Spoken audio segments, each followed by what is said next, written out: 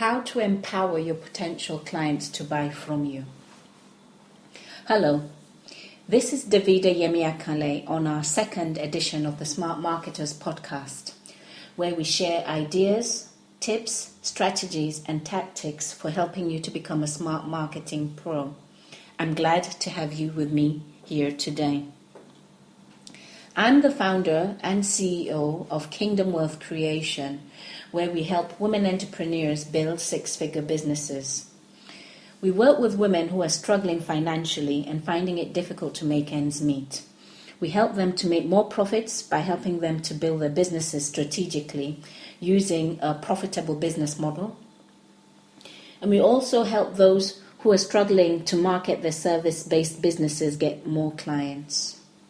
Now, to find out more about how we can help you start a six-figure business or grow your existing business, you can visit us at www.kingdom-wealth-creation.com, and that is www.kingdom-wealth-creation.com.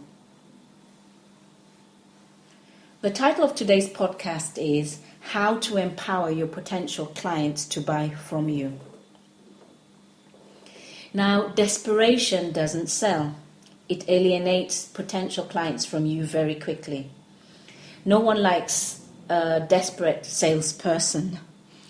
I mean, if you've experienced a desperate salesperson, you would probably understand what I mean.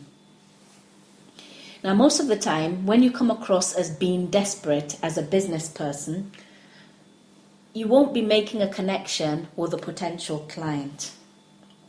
I mean, I've had situations where I've been a customer to a particular person, in this example, and I normally would buy from them.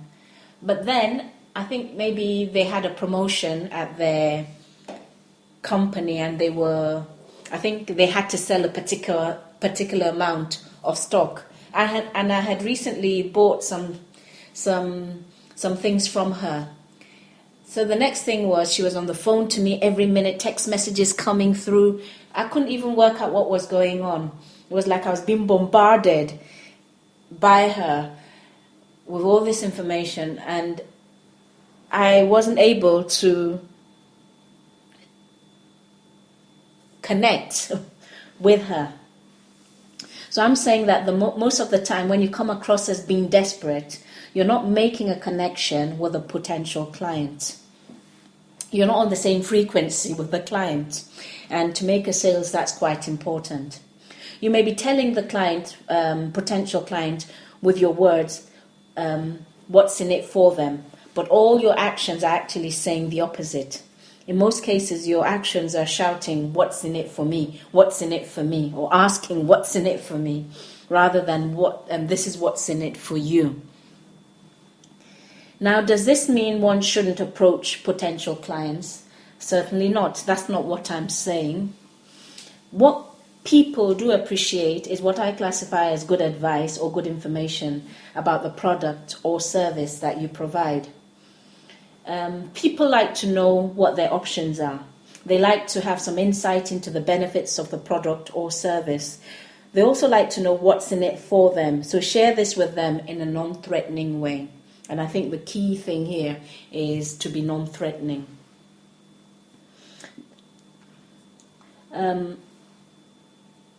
So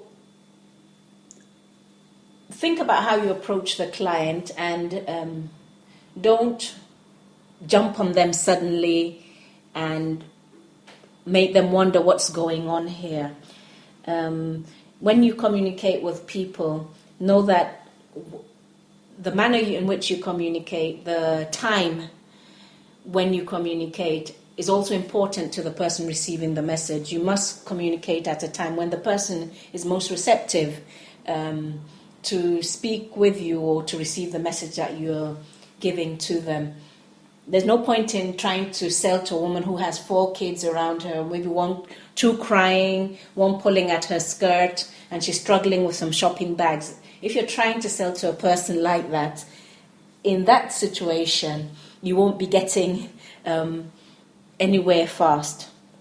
So thinking about people and thinking about their readiness to listen to you is quite important when you're trying to sell. So think of ways of sharing whatever you're doing with them in a non-threatening way, or maybe even better, at a time when they are best positioned to receive that information. So it's important to share information in a way that empowers your client to buy from you, not in a way that puts more pressure on them or disempowers them and eventually stops them from buying from you. Now, what can you do to empower them or make it make the environment more conducive for them to buy from you? You can give them some marketing material to read about your services. You can send them to a blog page that you've prepared for this particular service. You can send them to a link where they can download an ebook, or they can listen to a podcast or watch a video. So there are many ways that you can approach a person without being threatening or without making them feel threatened, jeopardizing the sale. So educate them with your tools. Use your tools. Most people have tools, but they don't use them. Educate your clients using their tools. Let your tools do the hard work for you. I really believe in using tools, because the thing is that once you've created your tools, you've taken the time to create your marketing tools. And once they're created, you can use them over and over and over without having to go through the same process yourself. So your marketing tools become like another employee working on your behalf. And this is quite handy, and it's a good way to free up your time when you're just starting up in business, or when you're still small and you are not able to employ other people to work for you. So this can make a great difference between wearing yourself out and remaining energetic, vibrant, or alert to deal with all the sales inquiries as they begin to roll in. So letting your marketing tools work for you eliminates threat and gives the potential client the opportunity to explore your business opportunity or services in a way that suits them at a time when they are most ready to take that information in, and in a way that is threat-free. So what steps can you take as a business owner to empower your clients to buy from you? You may want to get a pen at this point to take some of these points down. So one of the first things you might want to do is to create your marketing tools if you haven't got them already. Now, the good thing about marketing tools, like I've already said, is that they work for you. And I find them quite useful. For instance, you might have different segments of clients that you sell to in your marketplace, in your target market.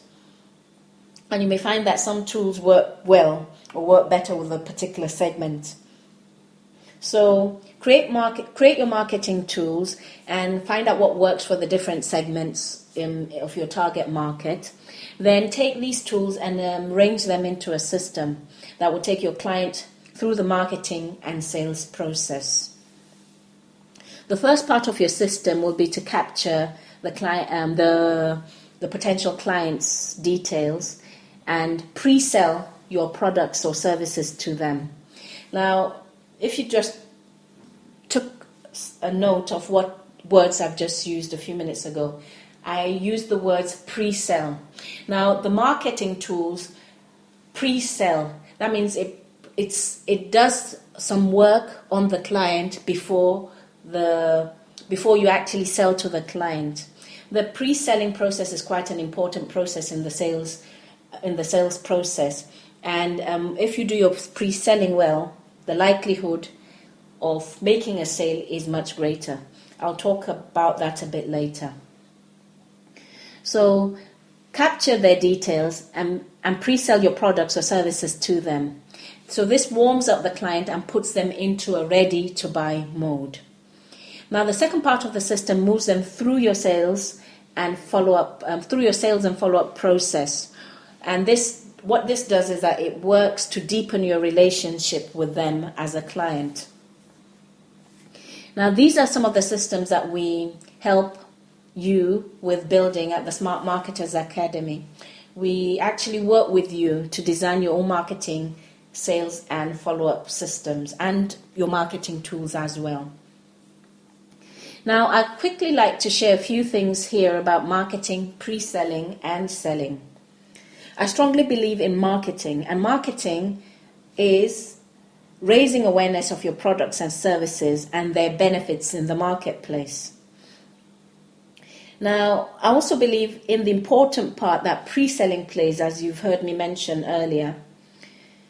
And this is, and what I mean by this is that before trying to sell a product, you pre-sell the product. You pre-sell, because this helps to put the buyer into the right mindset or the right mode to make a purchase.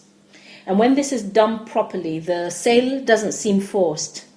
It's a natural progression, taking the client from where they are to where they want to be and where you want them to be. Now, this can be likened to courting the client.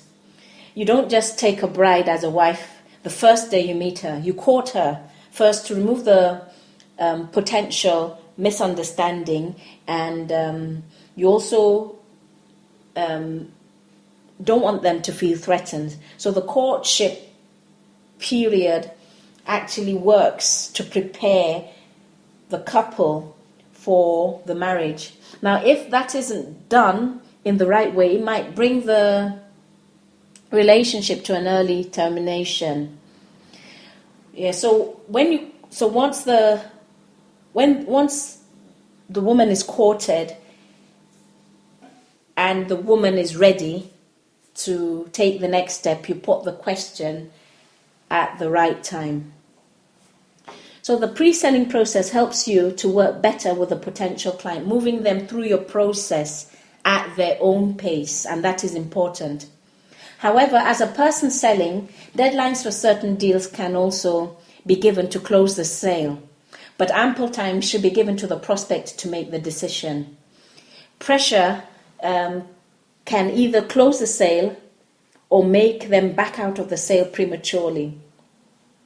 So the time given to make a decision should really be in line with the type of investment that you're asking them to make or the type of risk that is involved. And finally, so first I've spoken about marketing being an important part of this process. Secondly, I've spoken about pre-selling. Then now I'm going to go on to selling. Now, you can't just market and pre-sell. You have to close the sale, and this is where selling actually comes in. So I strongly believe in selling, which is the process of converting an interested party through dialogue into a person who buys your product. Now, however, if you go straight into selling your product, if you go straight into selling to your prospect, you may win the sale, but you may lose the client. So I mean that if you don't pre-sell and just go straight into selling, the whole process may not work for you.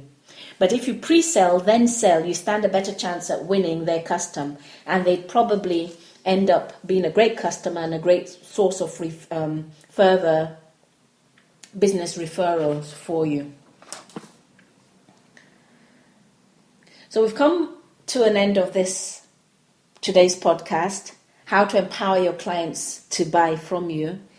And I hope the insights given on marketing, pre-selling and selling would help you become a smart marketing pro.